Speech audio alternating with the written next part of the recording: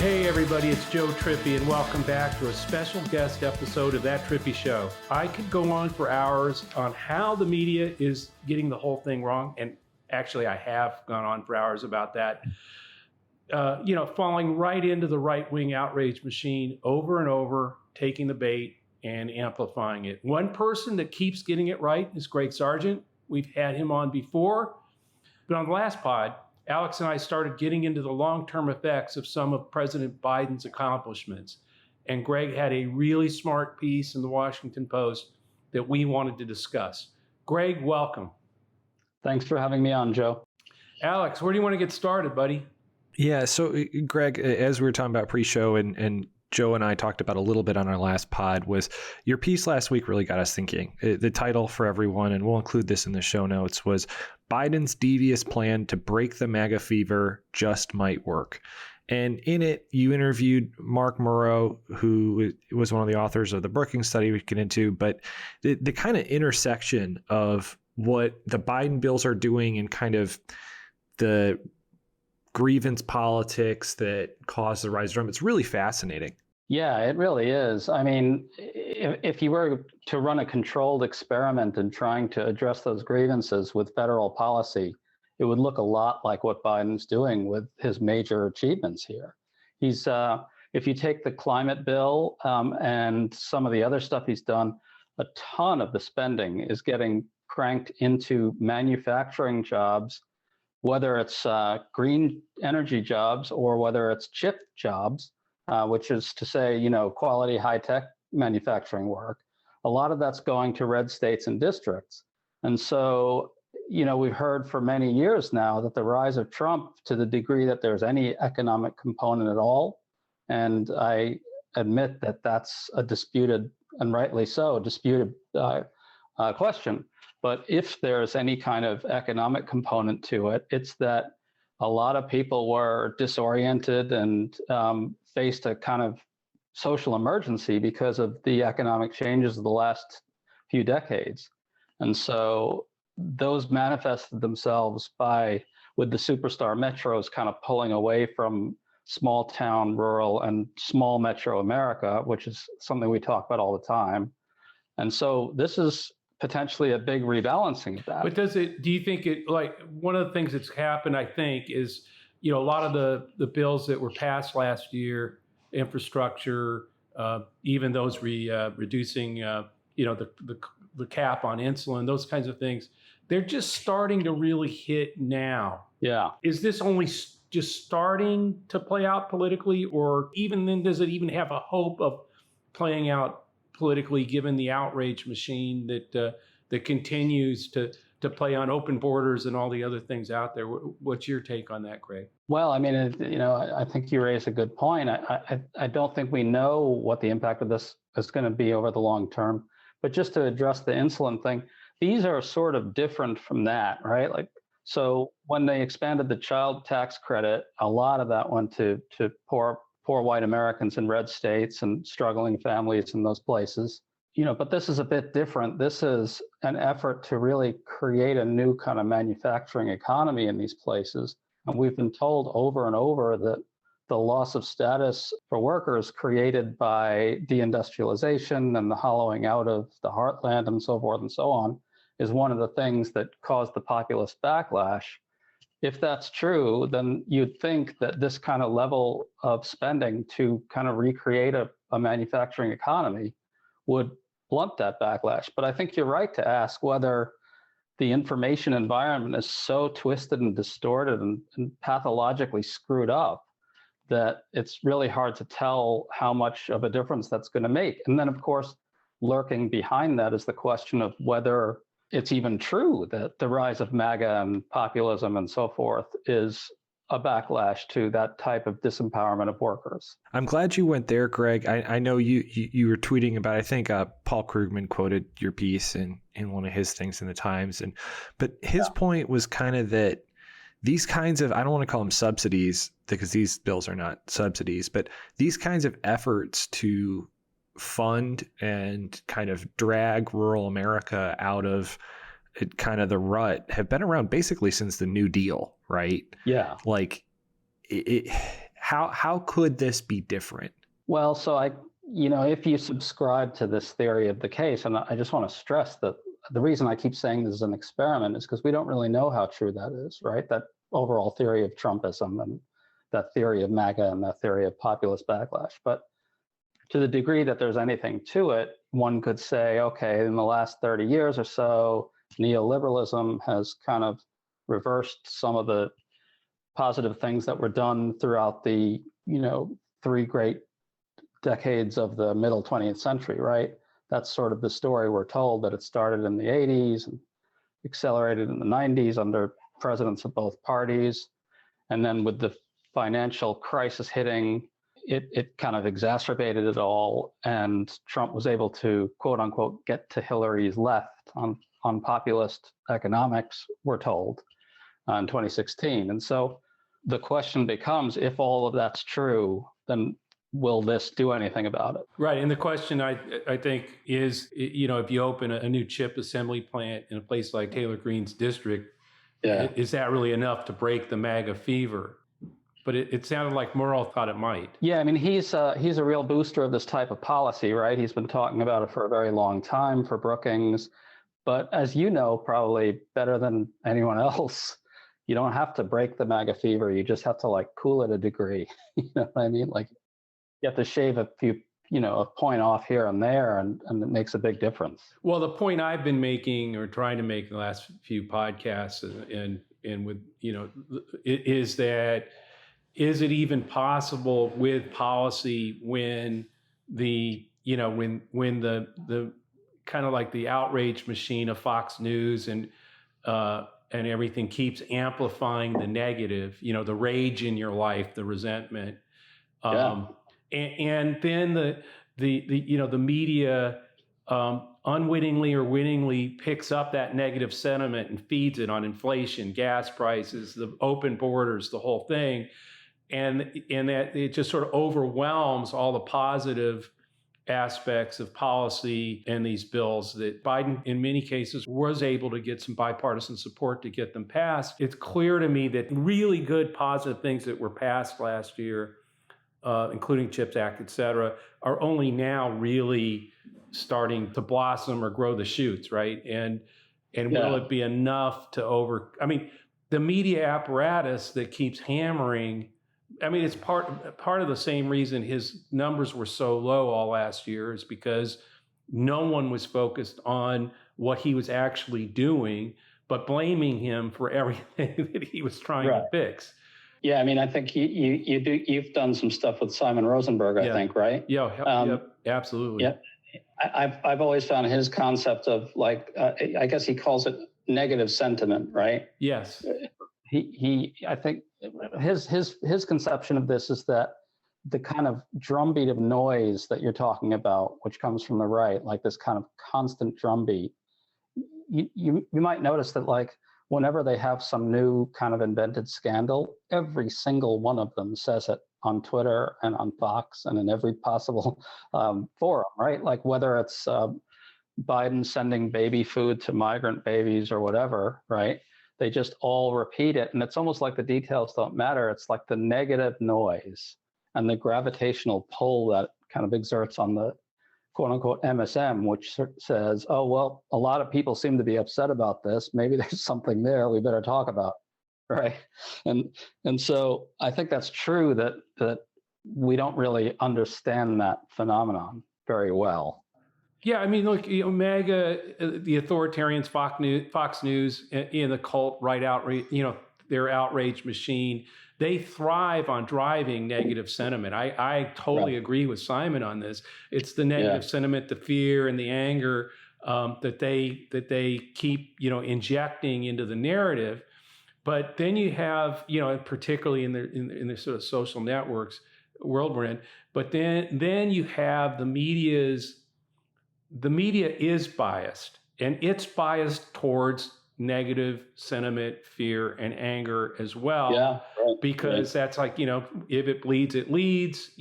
That's what. So if you've got this machine, this outrage machine, that's injecting even more negative sentiment, fear, and anger into the media's natural bias to pick it up. That's really a massive problem in a democracy when media outlets then pick up and amplify that negative sentiment and fail to counter it with truth, and they either underreport or fail to report positive reality, which I think gets back to all the real impactful things that the Biden administration has gotten past and are really starting to impact people's lives. There's got to be in a world where the outrage machine is driving negative sentiment and the media is picking it up and echoing it. There's no wonder that everybody thinks the country's headed in the wrong direction, that Biden's approval numbers, although they're coming up, have been, were knocked down. And will there, and there needs to be, some media, to use Simon's words, we need to get loud, right? And start to put positive sentiment and the truth into taking this stuff on. Yeah, I mean, I think the noise level is an important thing. I often think about what Mallory McMorrow, who's a state senator from Michigan, did last year. Remember, she was called a groomer by one of the Republicans there, and she kind of went out there and just like absolutely tore that Republican to pieces. And it went viral. It's an amazing takedown, but the key wasn't just that she was hitting back. It was also that she was standing up for a set of values and saying what she stood for, right? She was saying, here's what we represent as Democrats. They're just full of shit, right? And so the key was like not just being forceful, but also articulating a real set of principles that people could both see fight behind, right? And also really contrast in a real way with what Republicans are doing, the kind of relentless cruelty and hunting of enemies around every corner and so forth and so on. So the noise level seems key. It's just, you have to, it's an interesting question whether that's positive or negative or neither, what she did, right? It's kind of positive in the end, isn't it? Yeah, I think so. I think it's definitely positive. I also think it's like one of the things that Joe Biden does is kind of silently project that contrast. It's that steady, competent leadership versus the chaos of Trump. It barely worked in 2020. I mean, it's just enough to get to win. I think it was that contrast, particularly with the MAGA cult candidates that were like nominated just about everywhere, that contrast, helped to stop the big red wave, the spooky big red wave from coming in 2020. That's what's interesting about this, because I think given the House and how crazy it's going to be with McCarthy and it's MAGA controlled and he's just a speaker in name only while Marjorie Taylor Greene and the crazies run the place. I think that contrast is going to be out there big time between what Biden and the Democrats are doing as they do more work. But the other thing that's different is last year, look, there really was inflation. There really were supply chain problems. Anybody who was going to be president at that time, the opposition would have been tearing into them. It was all their fault. But there was a reality to how people were feeling out there in their lives. I think that's, we're talking like 18 months from now. Inflation is going down, and I think it's going to continue to go down. The jobs that were created, I mean, more jobs than the last 3 Republican presidents combined. I don't see that changing. It's obviously slowing, but it's there. So a lot of the things that were dragging Biden and the Democrats and pro-democracy forces sort of down, keeping it close because of the real problems out there, that weight, I think, is going to lift. I think a lot of the things you're talking about, CHIPS Act, infrastructure, the jobs that are going to be created in red states take hold and grow. I think that's going to lift the positive side of that contrast, for lack of a better way of putting it. And I don't see the negative side. I mean, I don't see the mean-spirited, ugly, chaos driving, and particularly with debt ceiling and everything else. The one thing that they're doing is they don't want Biden to succeed. They don't want everything to get better. That's bad for the MAGA crowd. They want things to get worse, and they're going to make them worse, even if it means they are the ones that caused the recession that they've been screaming about that's coming, supposedly. So, it's crazy. I mean, I think MAGA is very heavily devoted to destruction, right? If you listen, I don't know how much time you spend listening to someone like Steve Bannon's podcast, but as little as I can, as I can get away with. Yeah. But I mean, and Marjorie Taylor Greene, who goes on there from time to time, it's very hard to miss the degree to which they really want to bring it all crashing down. I think Marjorie Taylor Greene is sort of taking a bit of a different route, cozying up to McCarthy and so forth. So I don't know. It's a little hard to. One of the things that makes this all very complicated is that this type of far-right populism has many different kinds of guises. There's the straight-up MAGA destructiveness, the full-on insurrectionary dimension to it, and then there's sort of the more kind of understandable populist set of sentiments, which really are a little more economic in nature and are maybe grounded in anxieties about immigration, but not ones that are motivated by racism, if that makes sense, right? Yeah, no, it does. And so it's they seem kind of fractured right now, is my sense of it. But I totally agree that generally speaking, at least we have to hope that this amount of, investment with plant after plant opening up and sort of showing that, oh, look at this green job. This isn't about like deliberately putting a coal miner out of business. It's about the manufacturing jobs of the future. And that's all positive sentiment, right? I mean, that's to me, what was one of the interesting things that Mark Murrow said in our interview, which is that you look at some of these products and there's like a nationalist component to being part of this kind of national project of reorienting the economy towards a green future, toward the manufacturing jobs of the future. That's all positive stuff. And we got to hope that kind of counterbalances the negativity that we're going to get. I mean, DeSantis has his own variety of it, right? Yeah, and absolutely. I think it's sort of interesting. He may have miscalculated a bit, like overread the kind of power of the MAGA hate message, and maybe aligned himself a little bit too much with it. But I think that remains to be seen. When he really started his crusades, when he started shipping migrants to different places to sort of own the libs or whatever, it was at a moment where it looked like MAGA was going to be kind of smashingly triumphant in the midterms, right? It looked like that sort of Carrie Lake was going to win, despite essentially telling reporters that she was going to put them all in re-education gulags as governor, if you remember that quote. Yeah, absolutely. And Katie Hobbs, someone like Katie Hobbs just said, "I'm not talking to you," and it looked like Katie Hobbs wasn't going to be able to win that way, and that no amount of MAGA derangement would be enough to hold candidates like Lake back, right? And that's this context in which DeSantis really started rolling out his attacks on wokeness and Disney. But as you pointed out earlier, that stuff was really repudiated in a big way. That politics was repudiated everywhere. Of course, DeSantis was overwhelmingly reelected, which is a big complication for Democrats. And I think you guys have to figure that out, why that happened and what to do about that.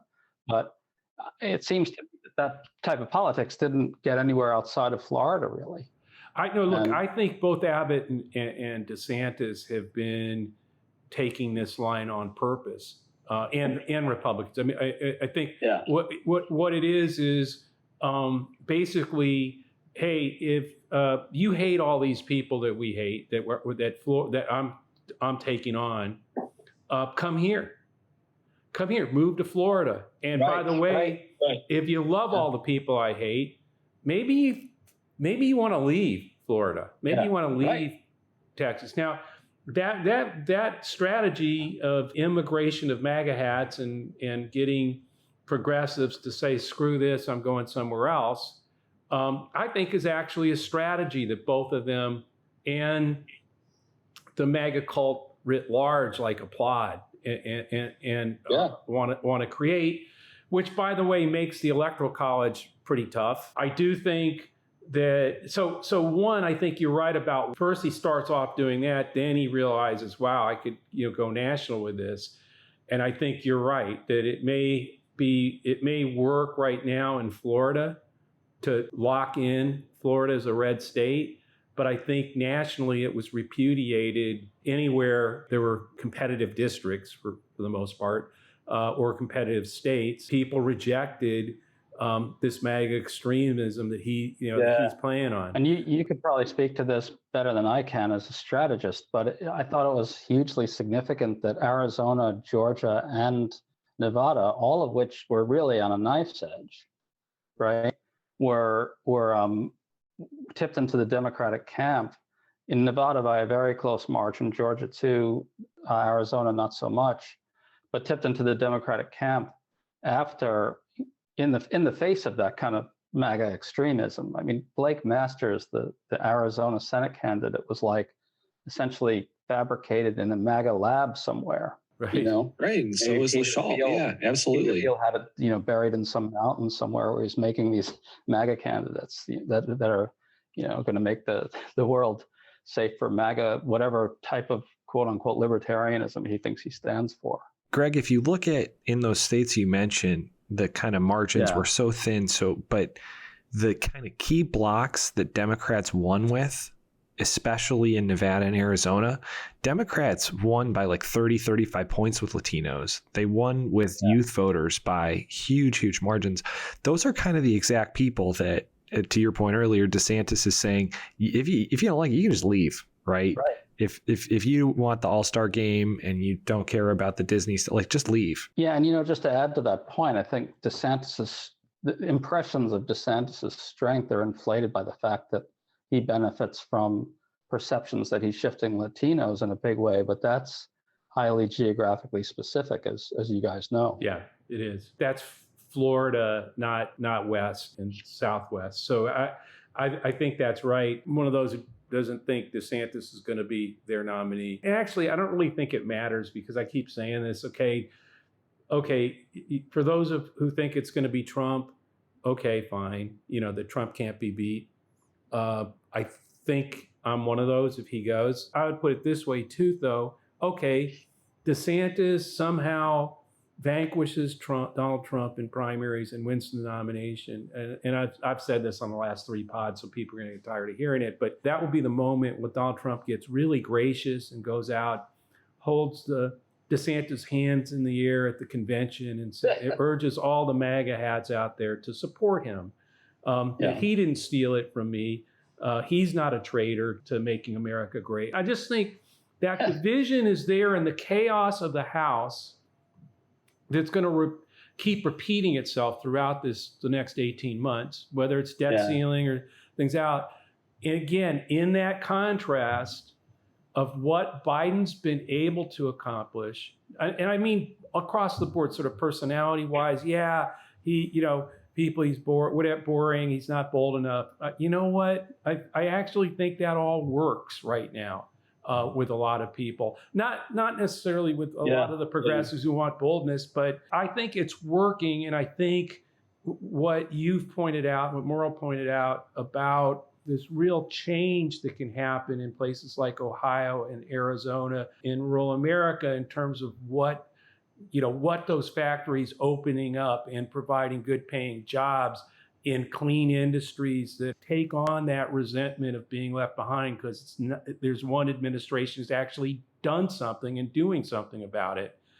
The combination of all that makes me pretty optimistic about 2024 if we can, as Simon Rosenberg says, get loud about what we're accomplishing and take on the way the media literally just rolls right into whatever the new outrage is. It's just amazing how, like you said, they started up and a couple of weeks later, people you never would think would be falling for reporting the stuff or, hey, a lot of people are talking about this. It must be there must be a real problem. And then of course, when gas prices do go down, the media is not out there banging every day that it's gone down again. Inflation's going down. You get the one day GDP report, right? That's it. And even then, if its GDP was 2.9, amongst worries of a coming recession, there's always that negative push to it. It's amazing. Yeah, it is amazing. And just to add to the sort of the reasons for positivity, I mean, not to turn this whole discussion into a Simon Rosenberg love test, but although he deserves it. Well, there will be one guy who loves it, loves this podcast. Yeah, I'll bet. He probably will. But one point he's made a lot, and this kind of feeds into potential overreading of DeSantis' strength. The Southwest shift towards Democrats is a major story. I'm still sort of shocked that the MSM, quote unquote MSM, hasn't really done much on this. But in all the border states, in the 4 border states, 6 of the 8 senators caucus with Democrats right now. I think 3 of them are governors. And then if you take like the 4 core Midwest, southwestern states of Arizona, New Mexico, Nevada, and Colorado, they're represented by 8 senators who caucus with Democrats, if I'm right. And that wasn't the case for, as recently as 2004. I think, didn't George W. Bush win all 4 of those? I'm pretty sure. I think so. Yeah. So that plus the shift of Georgia seems to me to create a new electoral path, electoral college route for Democrats, right? And so, between that and maybe starting to chip away at the blue collar white Republican drift in the Midwest due to some of this stuff we're talking about here, overall, maybe it adds up to something. Yeah, like I said, I think it's going to take all of it. It's going to take that contrast. It's going to take their creating more chaos. It's going to take people being sick of the chaos. It is going to take taking on the negative media bias. Democracy, there's not 2 sides. You're either for it or against it. I'm just astonished at how the media keeps covering those kinds of things. Both sides, that's built into how you cover the system. I understand that, even though it doesn't work that way right now. We have a party that doesn't believe in democracy. I'm a big believer in 2 parties that do, or having a country that has 2 parties that do, but we don't have that right now. And the way they keep reporting look, you're either for democracy or against it. The media should be calling out the enemies of democracy as the real villains here. Watch what will happen on debt ceiling. It'll be covered like the Republicans want this, the Democrats want that. It's Washington sucks. Yeah. Well, no, sane Washington, always been a kind of a rebel outside of Washington guy, but sane Washington would not throw the country and the world into economic chaos over spending this Congress, the Congress with all Congresses have approved. Yeah. That wouldn't happen. Now, having a debate in the next budget cycle, yeah, that should happen. But anyway, I'm just saying we can't just focus on the ballot box. They didn't. They focused on the ballot box, but they also focused on the courts. They focused on local legislatures more than progressives or Democrats did and pro-democracy did. And they focused a hell of a lot more on investing in this media machine that just pumps out garbage and negative sentiment and fear and anger every single day. 24/7. It's a tremendous disadvantage Democrats face. I mean, they just don't have anything. We never built it. And we kept thinking, well, the MSM will. They'll take that on. They're not going to. That's why I think it's get loud. We've got to start investing in a counter, all of us, in countering what they've built, and at least starting somewhere. And there's plenty of people out there, with Resolute Square, which I'm helping and started with folks, and Midas Touch. But we need all of them. Yeah, we need to build them, and people should get behind and support them and amplify the truth and the pro-democracy media out there. retweet, look for it. When you get a piece out, that's what I'm saying. People like me and Simon, if I don't agree with you, I call you out, but that's not too often. Usually I'm retweeting the hell out of what you're saying because, no, but I mean that. It's always appreciated that. No, but we need to start, as a pro-democracy coalition, people have to pay more attention to that and get involved in doing it. That's all. Yeah, it's not about party. It really is. It's a pro-democracy kind of a pro-democracy majority and an anti-MAGA majority. It's not Democrats. That's not what it is, right? It's more like liberal democracy advocates. Well, it's a common purpose. And one thing that's happening is that as this negative sentiment is being built, and I think they knew they were doing it, obviously, you start to unravel the threads of common purpose, of common citizen, of common, agreement on anything. And I think the one thread that's still left, hopefully, is the thread of believing in our democracy together and in a pro-democracy and building a pro-democracy coalition, even if that's the only thing we agree on. Yeah, and by the way, to tie a bunch of this together, I think you mentioned some of the state level investments that Republicans have made for a long time. Democrats in the 2022 elections were able to recapture a bunch of ground on the state level. And in my view, they could be using that to make the kind of noise that you're talking about, right? I mean, some of these groups that are aligned with Chris Rufo and so forth and so on have national models where they try to get red states to pass particular legislation, culture war legislation, in a way that models the type of red state cultural fortress that I think you brought up earlier. You mentioned how they're almost like trying to wall out those who don't agree with their cultural vision and encourage kind of a diaspora to the red states of people who do. It seems like in a place like Michigan, right, where Mallory McMorrow made her big stand against being called a groomer and stood up for a bunch of liberal values, you could see state legislatures in places like that. I mean, now that Democrats have captured total control in Michigan, presumably they'll be doing this type of legislation, but modeling a liberal cultural agenda for the country to compare to the conservative one. Well, you just saw that in Illinois a bit with Governor Pritzker, signing an assault weapons ban. I know. I mean, things like that the American people want, but it's never going to pass in Washington. But we could start to do that, or take on some of these issues. Yeah, I mean, there's some. I think. Jeffrey Sachs, who covers a lot of this stuff, has talked about various legislation that could pass by a blue legislature that would protect teachers from this type of political meddling.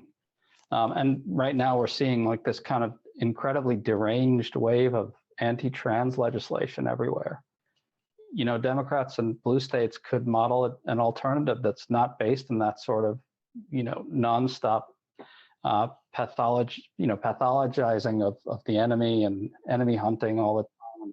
It's just endlessly exhausting. They're just like trying to make everyone suspicious and hateful in every possible way they can. Well, I mean, that's what these kind of movements count on. It's what a Steve Bannon and those they'll count on is exhausting everybody to the point, with the chaos that it unravels. And of course, they never have any real ideas, sound ideas about what you would do when it does unravel. I mean, when the burning down of the institutions that they crave actually were to occur, the absolute chaos, pain, death, I mean, just incredibly horrid stuff that would happen to people that would probably be joining. I mean, it's just, it really is an ugly ideology with no end other than tearing things down, with no real thought about what a real reform would look like or what a real fix would look like. It's just. Yeah.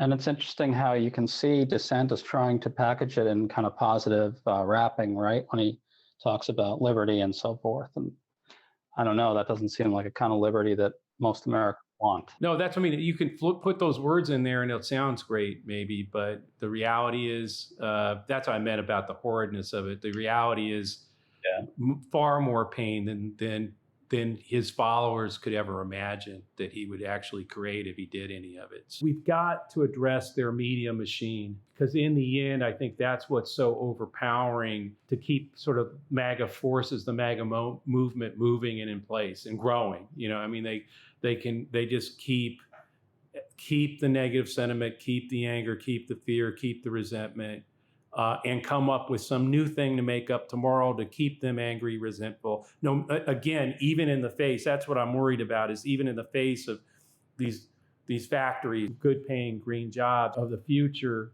that's building a future for the country and in Red America, their ability to stoke fear, to make crap up even when it's not there, that I think we got to call out loudly and make the case that there's a positive pro-democracy movement where we're together moving the country forward into the future. In the end, a lot of the problems we all have, that the world has, we literally, and I think this is one thing Biden is, I think, sort of into view, we really are one of the few countries in the country that could lead to a better world if we can build those alliances and bring in the jobs and economy of the future and take on issues that if we don't start taking on together with as many other countries in the world, are just going to get worse and have an even bigger impact on the health and future of our country. Well, I'll tell you, a lot's riding on Russia, so we'll see what happens there with Russia. That's what I mean. People, and that's another place where Trump, I don't know where DeSantis has been lately on Russia, but be interesting, because we know where Tucker is. He'll keep. Yeah, right. That is a good point. That's a good point. DeSantis is kind of shrewd, right? I wonder where he'll end up on that. Yeah, well, guys, that's just about all the time we've got. Cool. So we didn't get to the listener questions again. I'm sorry, folks. Alex was supposed to queue one up, but again, Alex does have. He loses focus on the questions. Anyway, and I'm kidding. Thanks, Greg, for coming on, and thanks everyone for listening to That Trippi Show. We'll include a link to Greg's piece in the show notes. Please subscribe to That Trippi Show and leave a review on Apple or wherever you listen. You can always send us a question to That Trippi Show at gmail.com, or leave us a question, the review on iTunes. And, Alex, what do you think about maybe on the next episode with just readers' questions? I think we have enough. We should do it. Yeah, so folks get them in, and, whether it's a special Tuesday show or our main Friday show, one of the next two shows we'll definitely dedicate it to readers' questions. So thanks a lot, folks, and we'll see you next week. Thanks again, Greg. Thanks much, guys.